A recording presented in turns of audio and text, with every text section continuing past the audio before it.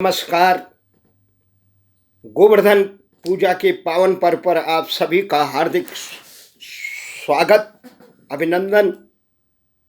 भगवान श्री कृष्ण की पावन स्मृति को नमन करते हुए, उनके संदेशों को आत्मसात करते हुए मैं आज आपको ले चलता हूँ भगवान आदिनाथ शंकर के पावन धाम केदारनाथ में, जहाँ अब से कुछ देर पहले देश के प्रधानमंत्री नरेंद्र मोदी जी ने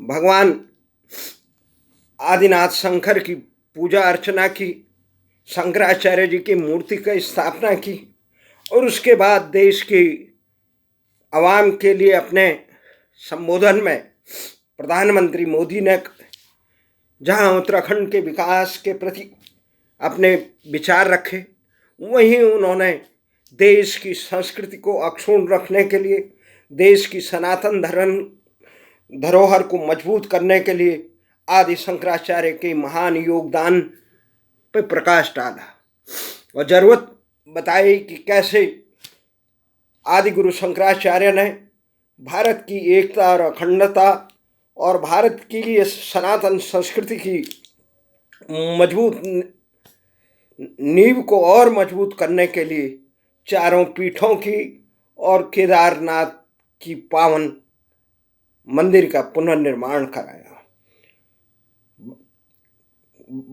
केदारनाथ के पावन धाम के बारे में ये धारणा है कि पांडवों ने इसे भगवान शंकर को प्रसन्न करने के लिए भगवान शंकर से अपने जीवन में किए गए भूलों के लिए माफ़ करने के लिए, उनके दर्शन प्राप्त करने के लिए, उनका आशीर्वाद लेने के लिए ये पूजा अर्चना की थी।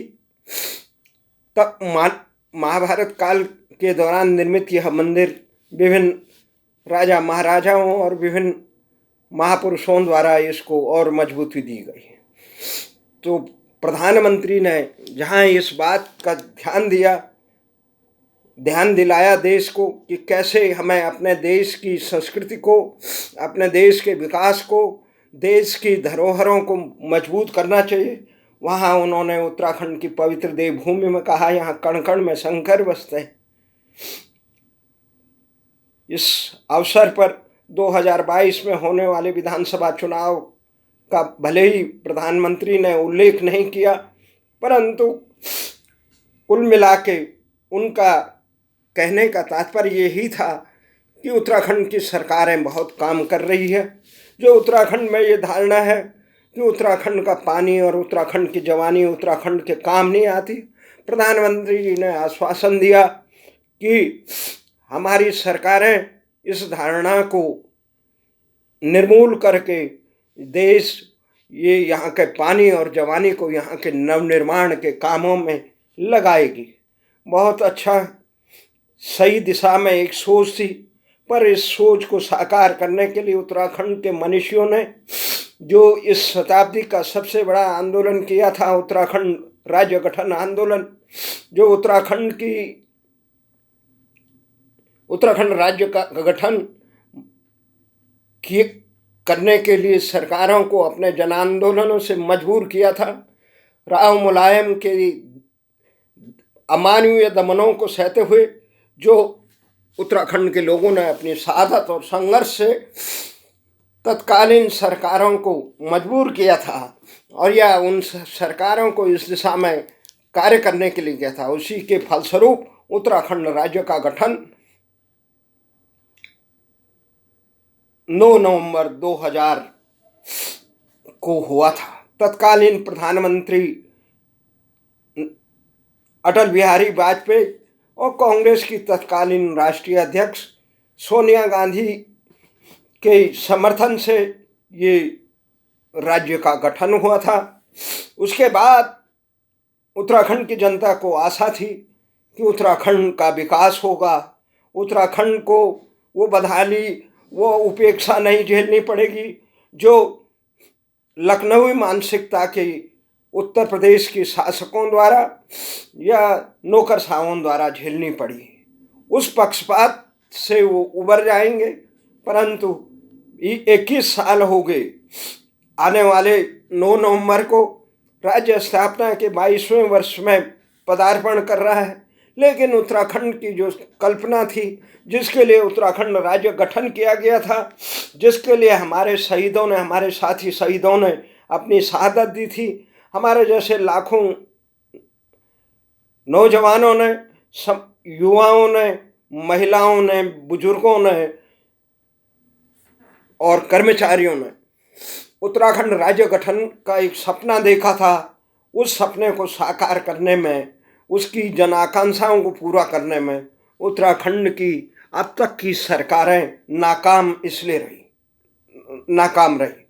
नाकाम किस लिए रही? प्रधानमंत्री जी, आपके भाव अच्छे हो सकते हैं, आपके विचार अच्छे हो सकते हैं, लेकिन लोकतंत्र की एक पहली पाठ ही ये होता है जन आस्था का सम्मान करना, जन भावनाओं का सम्मान करना। यही लोकशाही का सबसे प्रथम पाठ होता है। इस पाठ को पढ़ने में उत्तराखंड के तमाम वो सरकारें, चाहे सरकारें भारतीय जनता पार्टी की रही हो, चाहे सरकारें कांग्रेस की रही हो, या अन्य दल, उत्तराखंड क्रांति दल और अन्य बसपा इत्यादि से मिल समर्थन से रही सरकारें रही हो, इन सरकारों ने उत्तराखंड की जन आकांक्षाओं की घोर उपेक्षा की। इसी के कारण उत्तराखंड राज्य का गठन के सपने अभी तक साकार नहीं हुए।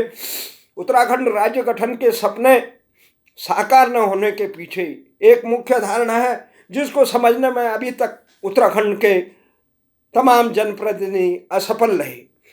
पहली बात यह है, उत्तराखंड राज्य का गठन विकास के लिए नहीं हुआ था।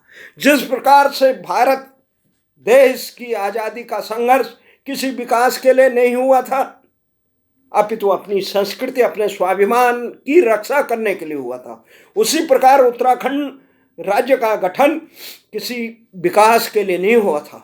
और उत्तराखंड के लोगों का मूल स्वभाव है, जब वह उत्तराखंड में आए शताब्दियों पहले, जब भारतीय संस्कृति रक्षा के लिए उत्तराखंड में आए, तब विकास महत्वपूर्ण नहीं था।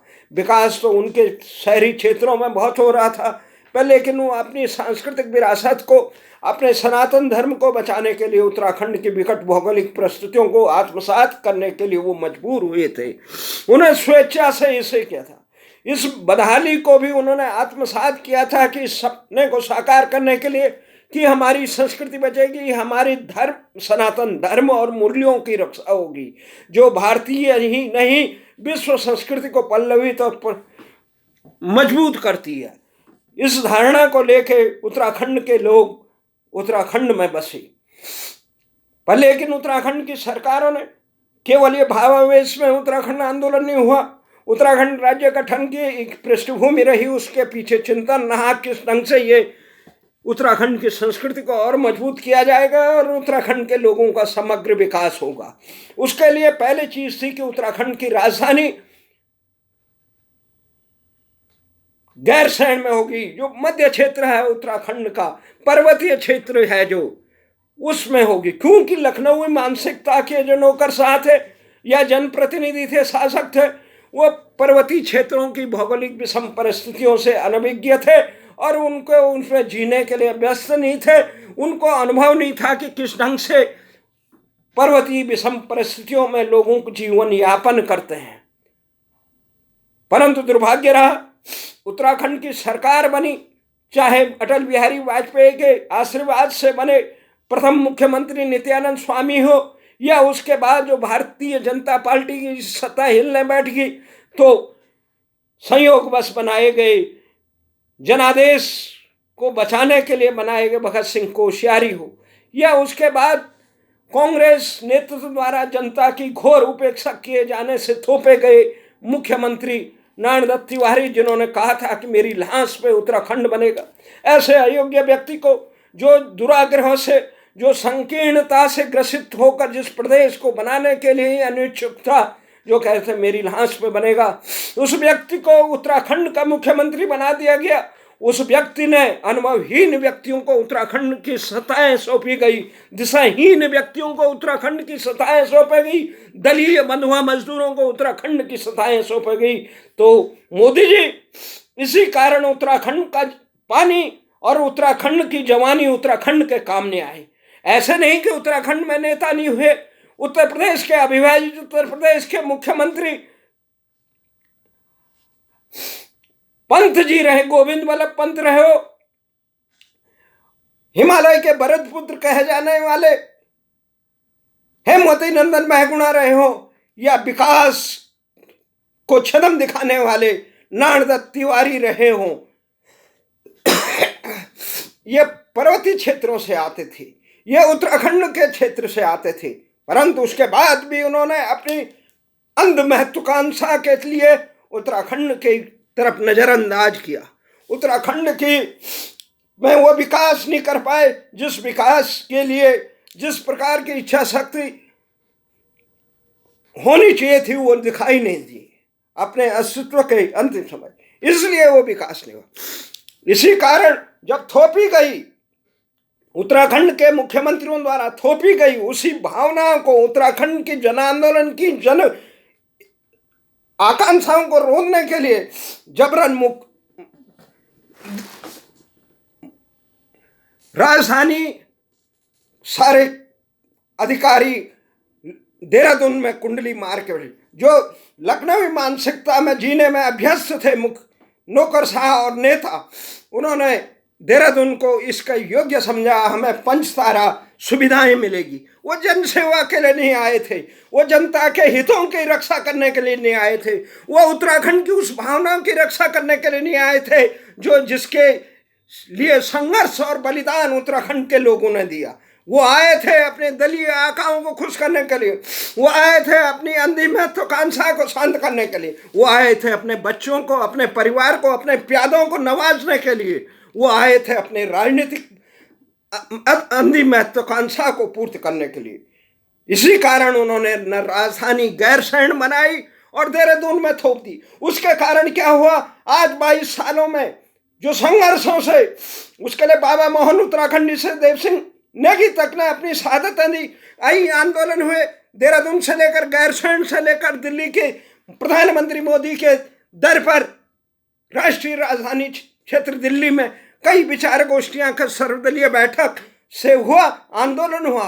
परंतु प्रदेश और देश के हुक्मरानों ने, जिनकी सरकारें उत्तराखंड में रही, उनके आकाओं को दिल्ली में से मुख्यमंत्री बदलने की होश तो रही, पर लेकिन वो अपने उन चरण पादुका भरतों जो बनाए गए थे, उनसे ये निर्देश देने के लिए नाकाम रहे कि उत्तराखंड राज्य गठन किस लिए किया गया था।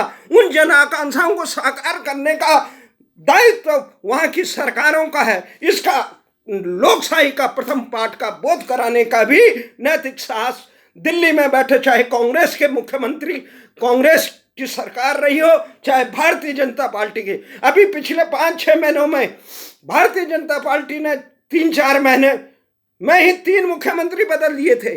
इसलिए बदले थे कि जनादेश को दोबारा प्राप्त करने के लिए जनता में जो संदेश जा रहा है, जनता नाखुश है। क्यों नाखुश है? उनकी जन आकांक्षाएं साकार नहीं की जाएगी। 21 साल बाद जब जन आकांक्षाएं साकार नहीं की जाएगी तो उत्तराखंड की जनता आक्रोशित होना स्वाभाविक है। आखिर जनप्रतिनिधि देश इतना लाखों करोड़ों खर्च किस लिए करता है? इन जनप्रतिनिधियों पर लाखों करोड़ों रुपए खर्च इसलिए करता है कि वो जनता की सेवा करेंगे, समाज की सम्मान और प्रदेश की खुशहाली और देश की रक्षा करेंगे। लेकिन अपने दायित्वों को निर्वहन करने में उत्तराखंड की तमाम सरकारें असफल रही और उनकी असफलता को देख कर भांप कर भारतीय जनता पार्टी ने 4 महीने में 3 मुख्यमंत्री बदल दिए। भारतीय जनता पार्टी के आला नेतृत्व को शायद ये रहा कि उत्तराखंड में किसी को भी बदल दे, जन आस्था का कोई मतलब नहीं है उनके लिए। आज भी कह रहे हैं कि छदम विकास से हमें सड़कें नहीं, हम प्राचीन उत्तराखंड के लोग यहाँ पे आप सड़कें बनाएंगे अपनी सुविधा के लिए, उन यात्रियों के लिए जो दूर से भगवान के दर्शन, वह उत्तराखंड के विकास के लिए इन सड़कों से नहीं होगा। उत्तराखंड का विकास तभी होगा जब राजधानी शासन प्रशासन जनता के नजदीक जाएगा, उनकी जन भावना समझेगा, उनकी जन आकांक्षाओं को साकार करेगा और उसमें आपके देहरादून में बैठे हुए जो तमाम मुख्यमंत्री और मंत्री रहे, अगर इनकी संपत्तियों की जांच की जाए तो इनकी संपत्ति राज्य गठन के बाद इनके नौकरशाह, इनके प्यादे रहे पत्रकारों के और तथा ये नौकरशाहों की संपत्तियां अथाह किस प्रकार से बढ़े। सेवानिवृत्ति के बाद उनको वहां के संस्थानों में बैठकर जिन्होंने सेवा रहते हुए उत्तराखंड को बदहाली की कगार पर पहुंचाया, उनको सेवा मुक्त होने के बाद भी महत्वपूर्ण पदों पर आसीन करने वाले लोग केवल अपने निहित स्वार्थ की पूर्ति के लिए करते हैं। इसलिए माननीय प्रधानमंत्री, बहुत अच्छा है, भारतीय संस्कृति की रक्षा के लिए उत्तराखंड के लोग प्राण देते हैं, देश की रक्षा के लिए उत्तराखंड के लोग प्राण देते हैं, लेकिन जब बात आएगी हमारे विकास की तो विकास के लिए सड़कें, जो चार धाम यात्रा है या ये है, ये नहीं, हमारी पहली प्राथमिकता थी राजधानी गैरसैंण बनाई जाए, हमारे अस्मिता को रोंदने वाले लोगों को, मुजफ्फरनगर कांड के अभियुक्तों को सजा दी जाए, भू कानून बनाया जाए। सीमांत प्रदेश है, यहाँ पे असामाजिक तत्व न घुस जाए, यहाँ पे देश की रक्षा करने के लिए सीमांत क्षेत्र है, चीन से लगा हुआ क्षेत्र है, वो आज वीरान पड़ गए हैं। जब विकास गांव और कस्बों में, उन पर्वतीय क्षेत्रों में जो सीमांत लगे हुए हैं, जिन्होंने उत्तराखंड के हक हकूक की लड़ाई लड़ी है, वहां जब स्कूलें, विद्यालय, चिकित्सालय मृत प्राय हो गए देहरादून के मोह से कारण, कुंडली मार के बैठ गए सारे शासन प्रशासन के लोग, तो लोगों को मजबूरी में पलायन करना पड़ा, हमारी सीमाएं असुरक्षित हो गई। तो इसलिए प्रधानमंत्री जी, हमारा ये मानना है और ये बार बार आपसे गुहार लगा रहे हैं, हमारी इच्छा है कि आप राष्ट्र का नेतृत्व करें, आप में क्षमता है और इच्छा शक्ति है, परंतु जन भावनाओं का अनादर करना लोकतंत्र में कहीं स्वीकार नहीं होता है। प्रधानमंत्री अटल बिहारी वाजपेयी ने कहा था कि हमने उत्तराखंड राज्य गठन किया और उत्तराखंड के लोगों ने पहले चुनाव में हमें हरा दिया। जब आप हमारे आत्मसम्मान के प्रतीक नाम को रोनने का कोशिश करेंगे, जब हमारी भौगोलिक सीमाओं के साथ खिलवाड़ करेंगे, जब हमारी अस्मिता को दिशा देने वाले नेतृत्व को पंगु बनाएंगे, तो उत्तराखंड के लोग आपको कैसे वो करेंगे। पर प्रधानमंत्री जी, 2024 में आपको जनादेश देने में उत्तराखंड के लोग पीछे नहीं रहेंगे, परंतु 2022 में उत्तराखंड के साथ जो खिलवाड़ किया गया, यहाँ मुख्यमंत्रियों की एक लंबी कतार बनाने की होड़ चली गई, यहाँ पे इन मुख्यमंत्रियों की कोई जरूरत नहीं है जो उत्तराखंड की जनता की जनभावनाओं का सम्मान करने के लिए, अभी आपके जिन्हें आप ऊर्जावान मुख्यमंत्री बता रहे थे, उनमें इतनी हिम्मत नहीं कि राजधानी गैरसैंण का नाम लेने के लिए कोशिश करें, उनमें इतनी हिम्मत नहीं मुजफ्फरनगर कांड के अभियुक्तों के लिए एक नया आयोग बनाने के लिए प्रधानमंत्री से गुहार लगाएं, उनमें इतनी हिम्मत नहीं जनसंख्या पर आधारित विधानसभा परिसीमन को रोकने का काम के लिए आप केंद्र सरकार से गए, उनमें इतनी हिम्मत नहीं भू कानून जो हिमाचल की तर्ज में था पुराने वाला, उसको बनाने के लिए वहाँ मूल निवास के लिए यहाँ पे तमाम भ्रष्ट, जिस प्रकार के शासन और शासन के आसपास जो दागदार लोग बैठे हुए हैं, उन पर अंकुश लगाने का दायित्व भी उनका था। जनभावनाओं का सम्मान करना लोकतंत्र के पहली पाठ है। इसलिए माननीय प्रधानमंत्री जी, माफ करना, बहुत समय हो चुका है। उत्तराखंड के लोग भारतीय संस्कृति के अग्रणी ध्वजवाहक हैं, परंतु उत्तराखंड की जनभावनाओं और अस्मिता के साथ खिलवाड़ करने वाले तमाम जनप्रतिनिधियों को लोकशाही का सबक उत्तराखंड की जनता 2019 के चुनाव में भी लड़ाई। हमने, उत्तराखंड की जनता ने जब देखा कांग्रेस जन आकांक्षाओं का अपमान कर रही है, जब देश की सुरक्षा के साथ नजरअंदाज कर रही है, तो जनता ने कांग्रेस को भी सबक सिखाने का काम किया। अगर उत्तराखंड क्रांति दल मजबूती से उठता, उसके नेतृत्व में भी उत्तराखंड बचाने के लिए अपने अहम को छोड़ के, अपनी अंधी महत्वाकांक्षाओं को छोड़ के उत्तराखंड को बचाने के लिए निर्णायक व्यक्तियों को, समर्पित लोगों को आगे लाने की कोशिश करते हैं, तो उत्तराखंड की जनता उनसे जुड़ती है, उनके साथ उत्तराखंड की जनता का वो है, हृदय से साथ है। परंतु जब वो अपनी महत्वाकांक्षा के लिए उत्तराखंड के नए नेतृत्व को आगे नहीं आने देते हैं, तो किस प्रकार से उत्तराखंड के साथ, उनके साथ भी जनादेश थे। इसलिए माननीय प्रधानमंत्री जी, कि आपकी सरकार भू कानून को, मूल निवास को, जनसंख्या पर आधारित विधानसभा परिसमन और इन सब के विकास की कुंजी है राजधानी गैरसैंण बनाना। जब तक राजधानी गैरसैंण नहीं बनेगी, जब तक मूल निवास का काम नहीं होगा, जब तक भू कानून और जनसंख्या पर आधारित विधानसभा परिसीमन में अंकुश नहीं लगेगा, तब तक उत्तराखंड का पानी और उत्तराखंड की जवानी उत्तराखंड के काम नहीं आएगी। जैसे हिमाचल में परमार से लेकर वीरभद्र तक ने किस प्रकार का महान भगीरथ प्रयास किया, आज हिमाचल देश का अग्रणी खुशहाल राज्य इसलिए है कि वहाँ के जवानी और वहाँ की पानी और वहाँ की जनाकांक्षा को साकार करने का काम इन लोगों ने किया। पर हमें आशा थी कि आप अपने इन भरतों को कहेंगे, चाहे वो त्रिवेंद्र रावत हो, तीरथ रावत हो, चाहे धामी हो या अन्य प्रतिनिधि, उनसे उत्तराखंड की जनाकांक्षाओं को साकार। आखिर क्या कारण हमारे उत्तराखंड में इस प्रकार से? ये उत्तराखंड सबका है, सबके कल्याण के भाव जिसमें हो वही उत्तराखंड का है। अयम निज परो वेति गणनाम लघुचेत सामुदार चरित्रा नामो वसुदेव कुटुंब। सही व्यक्ति का उत्तराखंड में स्वागत है, परंतु देश की संस्कृति और देश के सम्मान और उत्तराखंड के लोगों से घृणा करने वाले व्यक्ति को एक पल भी उत्तराखंड में कोई जरूरत नहीं। इसलिए हम पुनः कहते हैं, आपसे अनुरोध करते हैं, जो भी समय शेष है धामी जी से कहिए त्रिवेंद्र की तरह भूल मत करें ग्रीष्मकालीन राजधानी थोपने का। किसी ने मांगा नहीं ग्रीष्मकालीन थोप दे, एकमात्र राजधानी बनी है गैरसैंण में, विधानसभा भवन बना है एकमात्र। जनता की जनाकांक्षाएं, लोगों ने शहादतें दी, संघर्ष कर रहे हैं, और आप थोकशाही की तरह कर रहे हैं कि ग्रीष्मकालीन। किसने मांगा था? जो आपके वर्तमान अध्यक्ष हैं मदन कौशिक जी, उन्होंने कुल कांग्रेस, पिछली कांग्रेस सरकार में विधानसभा में अपना निजी विधेयक पेश किया था राजधानी गैरसैंण का, पूर्णकालीन का। सारे सत्र हो चुके हैं, सब कुछ निर्माण हो गया। आपकी ये हठधर्मिता लोकतंत्र में को मजबूत नहीं करती है, लोकतंत्र का अपमान कर रही है। इसलिए आप अपने इन मुख्यमंत्री जो बनाए गए हैं धामी जी, उनको निर्देश दीजिए, जिसे आप ऊर्जावान मुख्यमंत्री कहते हैं, कि आप राजधानी गैरसैंण के लिए करें। हमारी आस्था का प्रतीक कण कण में शंकर बसा है, कल्याण। शंकर का मतलब कल्याणकारी, सर्वभूत हिते रता के लिए जो समर्पित है, कोई द्वैत नहीं है, जिससे सबके कल्याण में, सब में परमात्मा दर्शन करते हैं। पर लेकिन प्रधानमंत्री जी, उत्तराखंड के लिए एक काम कर लीजिए कि राजधानी गैरसैंण को घोषित कर लीजिए। उत्तराखंड की जनता आपके हाथ सबल करेगी, आपके सरकार को 2019-22 में जनादेश देगी।